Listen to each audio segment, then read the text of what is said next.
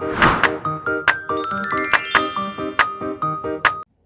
guys! Welcome back sa Just Life TV once again. And for today's video is pag-aaralan natin o ituturo ko sa inyo kung paano nga ba natin i-resolve ang ating mga copyright issues sa YouTube.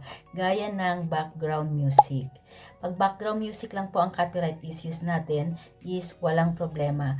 Dahil nga madali lang naman itong solusyonan at hindi ito nakaka-apekto sa ating channel. Pero kung copyright strike po ang inyong issues, is kailangan nyong mag-antay ng 3 months bago mawala yung copyright strike nyo. Pero sa loob ng 3 months is kailangan nyong mag-ingat na hindi maulit ang inyong copyright strike ng 3 beses kasi pag naulit yon ng 3 beses is madidelete na ang iyong YouTube channel. So, paano umpisa na natin kung paano natin gawin ang copyright music. Mas gusto kong gamitin yung Google kasi mas madali para sa akin kahit may YouTube Studio ako. Ngayon kung cellphone ang gamit nyo, siguradong naka-phone settings yung inyong YouTube. So may makikita kayong 3 dot dyan, pindutin nyo yan at kailangan nyong ilagay sa desktop site para na rin kayong naka-computer. So ganito yung lalabas. So, desktop na siya, parang gamit nyo is laptop na rin. So, dito sa profile nyo is pindutin nyo lang yan at makikita nyo yung YouTube Studio. Pindutin nyo yung YouTube Studio and then lalabas na dyan ng inyong channel dashboard. So, makikita nyo dyan yung mga important notification. So, dyan nyo makikita yung mga copyright issues ninyo. So, pindutin nyo lang yung view options. Ayan. Sa view options ay dito niya ipapakita sa iyo ang mga copyright details. So sa channel, wala namang impact sa channel nyo kasi hindi naman siya copyright strike. Sa visibility naman, napapanood pa rin naman siya ng inyong mga viewers ang iyong video. Pero wala nga lang siyang background music. Sa monetization naman is syempre wala siyang ads at wala ka ring kita. Kasi yung kita is mapupunta sa may-ari ng music. So, dito sa baba may makikita kang see details.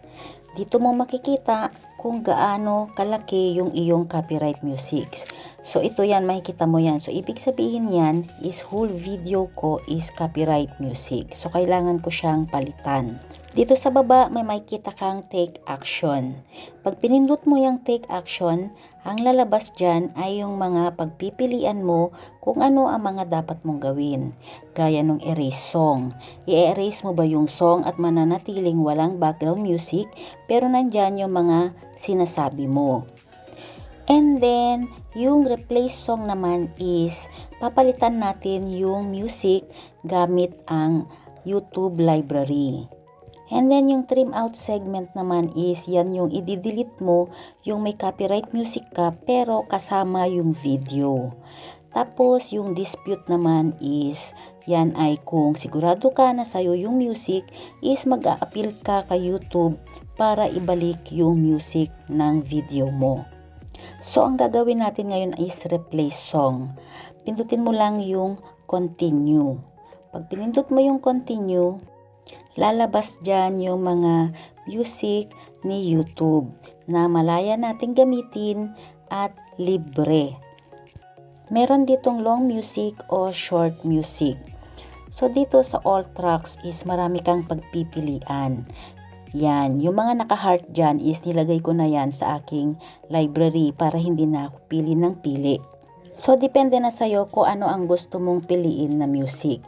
Pero bago yan guys, yung nakalagay dyan na CC, yan yung music na kailangan mong i-paste sa description ng video mo kasi ang ibig sabihin yan ay yung may-ari is ina-allowed ka niyang gamitin pero kailangan mong i-paste yung license niya sa iyong description. Pindutin mo lang yan at i-copy mo para hindi mo siya makalimutan. Kasi ipipaste natin yan mamaya sa ating description sa ating video details. So ito namang isa guys na nakalagay na YouTube logo lang is okay lang yan. Kahit gamitin mo, hindi mo kailangang i-paste ang license niya sa iyong video description. So ngayon, ang gagawin natin is lalagyan na natin o papalitan na natin ng music yung ating video. Favorite ko talaga tong una na to eh. So since mahaba siya, is lagyan natin siya ng 4. Ngayon guys is i-move nyo lang siya gamit ng inyong finger kung cellphone ang gamit nyo. Kailangan yung kulay red guys is mag-gray siya. And then pagkatapos nyan, pag okay na ang lahat at okay na kayo sa music, pindutin mo lang yung save dyan sa taas, and then pagkatapos is i-check mo na uma-agree ka na permanent na ang music na nilagay mo. And then lilitaw na naman yan, i-copy mo lang ulit para mas sigurado. Pindutin mo na yung done and pindutin mo na rin yung close sa taas at ito yung lalabas. So video editing is in progress na siya. So medyo mag-aantay tayo ng mga ilang minuto. So ang gagawin natin, i-close muna natin siya at tayo ay pupunta sa ating video para i-edit yung ating video details. So kung medyo matagal na yung video na yon, is hanapin mo lang siya sa iyong mga videos. At pag nakita mo na is pindutin mo lang yung video na yan. And then ako kasi is pinapalitan ko na lahat ng mga video details ko. Kasama na yung title at yung mga description, pati na yung mga tags. Lahat ng mga pwedeng palitan is pinapalitan ko na siya kasi para ma-refresh na rin yung video at ma-update. So kayo nang bahala kung gusto nyong palitan ng mga yan o hindi na. Dito na nga natin ilalagay yung license ng music na kinuha natin. Ilalagay lang natin yung music credit to, and then i-paste na natin yung music na kinuha natin kanina kay YouTube Studio. Ayan, so i-check nyo lang lahat kung okay na ang lahat at ready na kayo. Na-edit nyo na yung mga dapat i-edit, is i-save nyo lang yung video. And then done.